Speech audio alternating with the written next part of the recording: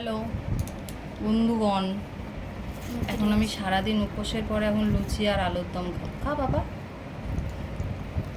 নিজে করেছি আলুর দম লাল লাল করে, আর মা করেছে লুচি, তাই সবাই এখন একসাথে খেতে বসেছি।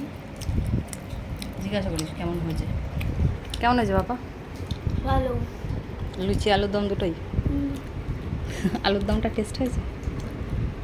কেমন হয়েছে? আর এই যে আমি খাচ্ছি লুচি আলুর দম। 13টা লুচি খেতে হবে আজকে। চ্যালেঞ্জ। 13টা লুচি আর আলুর দম চ্যালেঞ্জ। তোমরা কারা কারা উপোস করেছো আজকে জানিও কমেন্টে। আর 13টা লুচি খেয়েছো কি না?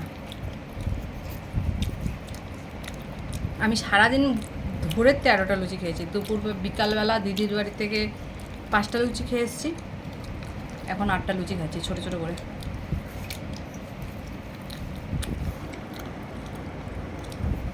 নিজের হাতের খাবার খেতে ভালো লাগছে। ভালো লাগছে? হ্যাঁ। 8টা লুচি নিবি? না, কেন? আর লাগবে না, নিলে নেব। হ্যাঁ, নিলে নেব বলে। ঝাল হয়েছে? না, মিথ্যে কথা বলছিস না সত্যি কথা বলছিস? ভালো হচ্ছে। ঝাল হয়নি, ওটাই ভালো হয়েছে।